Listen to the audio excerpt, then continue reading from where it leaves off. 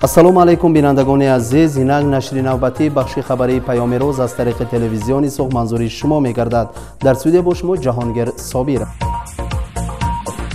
дирӯз яъне рӯзи 8 июл президенти ҷумҳурии Ӯзбекистон Шавкат Мирзиёев бо муаррифии чораҳо бобати ҷилавгирӣ аз ҷинояткорӣ ва таъмини волоияти қонун дар маҳаллаҳо шинос шуд. Тафсилоти пурра дар шарҳи аввалини мо. аввалин қарори сарвари давлат дар аввали сол маҳз ба ҳамин масъала нигаронида шуда буд. Дар ин қарор ки 3 январ ба имзо расид, барои ниҳодҳои соҳа дар соли 2025 пешгирии саривақтии ҳуқуқвайронкуниҳо дар ҳар як маҳалла чун вазифаи устувор муқаррар гардида, ба маҳаллаҳое ки вазъи криминогени вазнин аст, роҳбарон ном ба ном вобаста карда шуданд. дар 6 моҳи сипаришуда дар асоси харитаҳои роҳи мақсаднок аз рӯи ҳар як вилоят, ноҳия ва маҳалла низоми босамари профилактикаи иҷтимоӣ роҳандозӣ шуд. ҳаҷми рақамикунонии ҷойҳои ҷамъиятӣ афзуд. аз ҷониби омӯзишгоҳҳои ҳифзи ҳуқуқ тадқиқотҳои илмиву амалӣ гузаронида шуданд. ба пешгирии ҷинояткорӣ миёни ноболиғон, ҷавонон, занон ва дар доираи муносибатҳои оилавӣ маишӣ диққати махсус зоҳир карда шуд. дар натиҷа дар 5200 маҳалла ягон ҷиноят содир нашуд. лекин ҳанӯз маҳаллаҳое ҳастанд ки вазъи криминогенӣ вазнин аст. таъкид гардид ки бо пурзур намудани фаъолияти нозирони профилактикӣ, хадамоти ҷустуҷӯи зудамал, постҳои патрулӣ ва хидмати посбонӣ, амнияти аҳолӣ дар маҳаллҳо таъмин карда шавад. зарурати ба поин фаровардани тамоми система ва ба минтақаи аз ҷиноят озод табдил додани ҳар як маҳалла ёдовар карда шуд. дар байни аҳолӣ, бахусус ҷавонон, ҳолатҳои нашъамандӣ бисёр ба чашм мерасанд. бо вуҷуди мубориза бо онҳо, нест кардани воситаҳои зараровар ва лабораторияҳо, мушкилот комилан бартараф нашудааст. аз ин рӯ, бо истифода аз назорати видеоӣ ва зеҳни сунъӣ муайян кардани паҳншавии маводи мухаддир ва комилан аз байн бурдани манбаи он таъкид гардид. боз яке аз мушкилоти муҳими имрӯза киберҷиноят аст. 42% ҷиноятҳоеро ки аз аввали сол дар мамлакат содир шуданд, ин иллат ташкил кардааст. аз ин лиҳоз, имзо гардидани қарори президенти Ӯзбекистон аз 3 апрели соли 2025 дар бораи чораҳое ки ба боз ҳам пурзур кардани фаъолияти мубориза алайҳи ҷиноятҳои бо ёрии технологияҳои иттилоотӣ содиршуда нигаронида шуданд, аҳамияти бузург касб кард. зарурати пешгирии ҷиноятҳои киберӣ, баландбардоштани сатҳи дониш ва огоҳии аҳолӣ дар ин самт, таъмини манфиатҳои мизоҷон ва амнияти моилавӣ дар низоми пардохти тариқи татбиқи пурраи вазифаҳои он таъкид гардид. баландбардоштани сатҳи дониш ва таҷрибаи коргарон талаби замон аст. аз ин рӯ, такмили фаъолияти академияи вазорати корҳои дохилӣ дар назар аст. аз ҷумла, тадриҷан зиёд кардани квотаи қабул, кушодани самтҳои нав ва рушди таълими дуалӣ ба нақша гирифта мешавад. роҳбари давлат ҷиҳати мутобиқ кардани барномаҳои таълимӣ ва тахассусӣ ба хавфу хатарҳои замонавӣ, баландбардоштани омодагии ҷангӣ ва равонии кормандон супориш дод. системаи корҳои дохилӣ бо прокуратура ва дигар идораҳои ҳуқуқу тартибот якҷоя кор мебарад. ба хусус вазъи криминогении ҷумҳурӣ ҳамарӯза таҳлил гардида, чорабиниҳои назоратии мақсаднок гузаронида мешавад. сабаби ҳар як ҷиноят омӯхта шуда, ҷиҳати дубора такрор нагардидани онҳо чораҳо меандешанд. барои беҳтар намудани шароити иҷтимоии шахсоне ки қаблан суд шудаанд ё зери назорати маъмурӣ қарор доранд, кӯмак расонида мешавад. аз рӯи пурзур намудани ҳамоҳангӣ ва зудамалии байни ҳамдигарии кори идораҳои ҳифзи ҳуқуқ, саривақтӣ муайян кардани омилҳои асосии қонуншиканиҳо, қатъияи кам кардани ҷинояткорӣ вазифаҳои иловагӣ муқаррар гардиданд. таъкид гардид ки сулҳу осоиш ва волоияти қонун дар мамлакат шарти муҳими рушди иқтисодӣ, некуаҳволии аҳолӣ мебошад. имрӯзҳо ҷиноятҳои киберӣ байни аҳолӣ хеле авҷ гирифтаанд ки ин ҳолат дар ноҳияи сух низ мутаассифона ба назар мерасад. 25% ҷиноятҳоеро ки дар давоми соли равон дар ноҳияи сух содир шуданд, ҷиноятҳои киберӣ ташкил медиҳанд. дар ин бора ҷонишини прокурори ноҳияи сух маълум кард.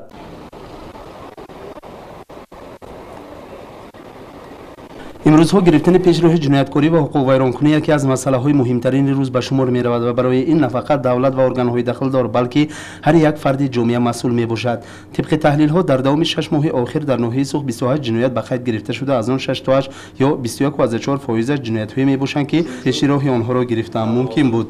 Jinoyatlarning 4tasi uncha og'ir bo'lmagan jinoyatlar, 11tasi og'ir jinoyatlarda tashkil etgan. O'tkazilgan profilaktik tadbirlar natijasida tumanda o'tgan 6 oy davomida o'ta og'ir jinoyatlar qayd qilinmadi.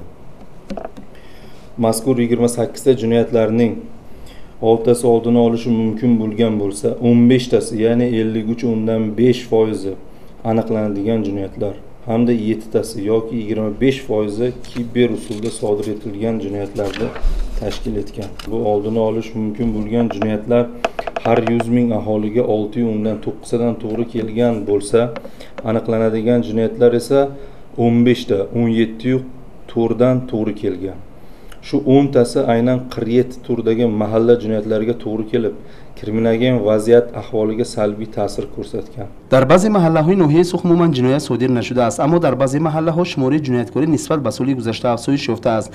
جنایت‌هایی که پیش روی آنها را گرفتن ممکن بود 35.7% جنایت‌های دزدی، 10.7% جنایت‌های قلابی و باقی‌مانده‌اش دیگر نمودهای جنایت‌های مربوط به ضرر جسمانی میباشند، گفت معاون پروکورور ناحیه سوخت Olimjon Do'stov. Joriy yilning 6 oyida tumandagi 15 ta mahallalarda jinoyatlar sodir etilishiga yo'l qo'yilib, bitta mahalla qizil, ikkitasi esa sariq toifaga tushib qolgan.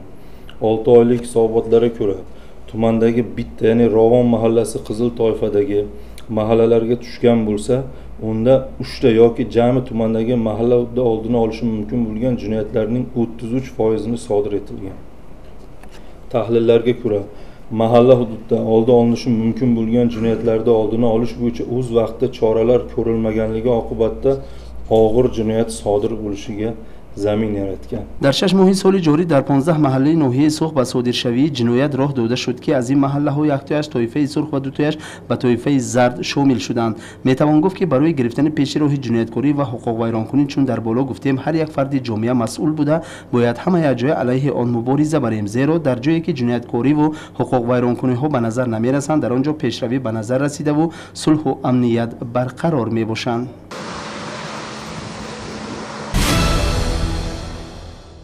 امروز در تالار بینای شورای نمایندگان خلق ناحیه سوخت سیسی نوبتی برگزار گردیده، در آن 4 مسئله مهم روز مورد بررسی قرار گرفت. ادامه موضوع در گزارش نوبتی ما.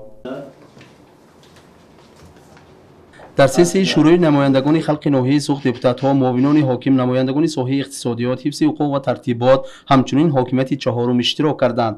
در سیسی مسائل مهم روز مورد محاکمه قرار گرفت. سراول جانشین پروکورور ناحیه سوخت Olimjon Do'stov به سخن برآمده درباره حالت‌های جنایت و حقوق ویرانکنی‌ها در دوام 6 ماه سال روان معلومات داد و افزود که در 15 محله ناحیه سوخت به صادرشوی جنایت راه داده شده است که پیش راه اکثریت آنها را گرفتن ممکن بود. این همه در نتیجه بی‌اعتباری مسئولان دخلدار روی داده است. بعد آن جانشین اول حاکم ناحیه سوخت الهامجان تاجبایف درباره چاره‌های بکار تامین نمودن اهالی سخن کرده، اظهار نمود که در دوام سال بکار تامین نمودن زیاده از 10,000 نفر شهروند در نظر داشته شده است. 2025 yil uchun aholini daromadi keltiradigan mehnat bilan band qilish bo'yicha oyma-oy va tarmoqlar kesimida maqsadli ko'rsatkichlari shakllantirilgan, ya'ni reja belgilab berilgan. Bu rejani biz o'zimiz belgilab olinganmiz. Bu So'x tumanida qilamiz degan rejamiz juda katta summani tashkil qiladi. Buni iqtisodiy kompleks vakillari juda yaxshi biladi. Boshqa vakillar ham ishtirok qiladi. Ushbu qarorga asosan 13,009 nafar aholini doimiy vaqtinchalik va mavsumiy ishlar bilan band qilish oldimizga reja qo'yilgan. 13,000 ta degani u juda katta sifra So'x uchun. Buni har bir sohalar kesimida har bir sohalarga bo'lib berilgan. Joriy yanvar-iyun oylarida 8,130 ta yangi ish o'rni yaratilishi belgilangan bo'lib, amalda 9,338 ta ish o'rni yaratildi. Birinchisi mehnat o'ziga dasturga kiritiladi uni. Dastur integratsiya soliq bilan qilingan, u ish o'rin qilingan tashkilot soliq hisoblab, oylik ish haqi hisoblab, hisobot bermasa, u ish o'rin hisoblanmaydi. Uni olib tashlaydi. U aniq to solig'i topshirilgunga qadar o'sha platforma bilan belgilab qo'yilgan. درباره مبلغ‌های بودجه تشبثناک رهبر شعبه مالی ناحیه سوخت و همچنین رهبر اتحادیه محله‌ها درباره کار در محله‌های ناحیه سوخت حسابات دادند. هر یک مسئله از جانب دپوتات‌ها از نقطه نظر تنقیدی تحلیل کرده شد.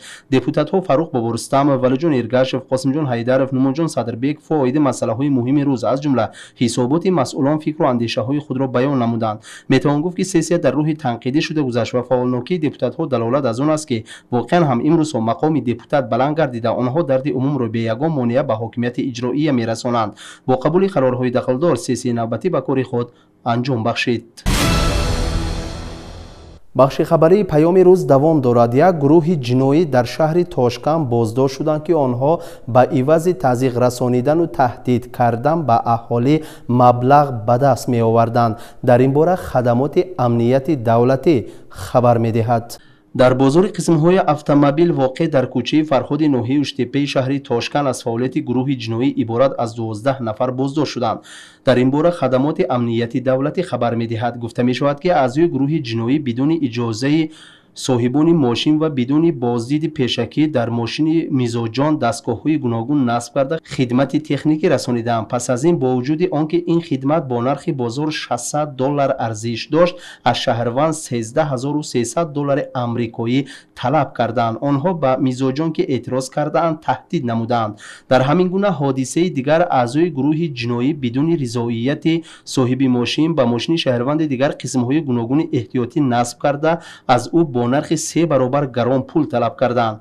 معلوم شد که آنها از شهروند کلید ماشین را گرفته با راه فشار 15 میلیون سوم ستانیدند. غیر از این گناهکاران برای با قسم‌های احتیاطی علاوگی جهازانیدن ماشین‌های دو شهروند 70 میلیون سوم گرفته سپارش وعدگی را اجرا نکردند. گفته می‌شود که اکثر اعضای گروه جنایی در ولایت‌های تاشکند، قشقدریا و سرخندریا تولد شدند و اکثریت آنها قبلا سود شدند. در رابطه با این حادثه طبق ماده‌های 165 تمجوی و 168 قلابی کودکس جنایی کارهای جنایی باشده بازداشت شدگان به حبس پیشکی گرفته شدند. Men tonirovka keyin oldi orqa abrisovkalarda qildirishlikka rozi bo'ldim. Pullarini kelishdik. Har xil bolalar kelib menga takliflar berdi. Men ularni rad qildim. 25 talar atrofida bola mashinaning atrofini o'rab olgan, hamma joyini ochib tashlagan, kim bilan kelishib qilganligini so'radim. Ular umuman meni gaplarimga e'tibor ham qilmadi, hattoki meni qo'rqitish maqsadida bir-birlar bilan urushib, mendan shu $13,300 AQSh talab qilishdi. $100 kelishgan bo'lsam, $800, umuman gaplashmaganlarimiz $1,000–1,500 pul talab qilib, jami $13,300 AQSh bizdan undirishib oldi. Farhod zapchast bozor do'konida ishlayotgan vaqtimizda trekker rusumli avtomashinaga shumaizolyatsiya qilib berish maqsadida u odamga o'z ish vazifamni aytdim. $1,300,000 so'mga kelishdik. $800 pul oldim. 920 ming so'm rasxotim, mehnatim bilan $1,700,000 so'm bo'lgan, ochko'zlik qilib mashinani egasidan $300 pul olganman. Men undan $100 rasxot ishga $250 pul oldim. Xizmat rasxoti $100 bo'lgan. Undan $200 pul olganman. Amakim Li7 avtomobilida mashinaga nomer taqish uchun Farhod zapchast bozoriga kelgan edilar. U yerda bir guruh shaxslar o'rab ichkariga olib kirishgan. O'zlari xohlamagan xizmatlarni ham ko'rsatdik deb, oxirida 51 million so'mni talab qilishgan. Qaytib ketishingizni o'ylab ko'ring deb turib, plastik kartadan jami 51 million so'mni o'g'irlashgan. Shundan so'ng amakim menga telefon qildilar. Qaysi xizmatni ko'rsatdinglar deb hammasidan so'raganimda menga tahdid qilishga tushdi. شنوندگان عزیز، بخش خبری پیام روز دوام دارد و حالا مهمترین خبرهای جهان توسط صحیفه دنیا 24 به شما رسانیده می شود. توجه کنید. خدمات مخصوص روسیه نفری را که می‌خواست یک پل راه آهن در ولایت سراتوف را ترک کند از بین بردند. عملیات بازداشت در حال صورت گرفت که گمانبر از پنهانگاه مواد ترکنده خودساخت را بیرون می‌کرد. اطلاع داد خدمات فدرالی امنیت.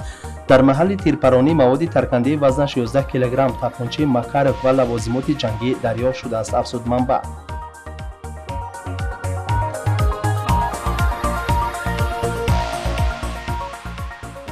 آبخیزی در منطقه کوهی نیو مکزیکو خانه ها را شسته برده است. 3 نفر بی‌درک شدند. خدمات آب و هوای محلی الکی وضعیت فوق‌العاده اعلام کرده است. خبر می‌دهد MBS.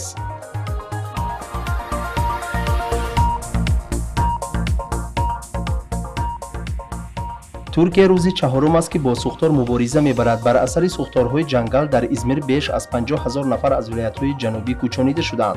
ماموریت اردوغان میگوید که در 10 روز اخیر در کشور بیش از 760 سوختار جنگل رخ داده است.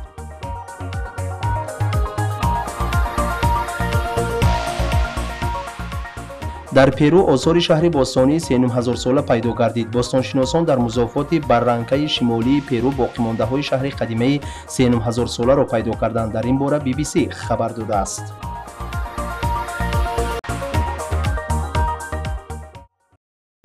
تماشابینان عزیز و ارجمند، این بود مهمترین خبرهایی که در بخش خبری پیام روز جای گرفته بودند. در همین جا فرصتی که برای ما جدا کرده شده است به آخر می رسد. سلامت باشید.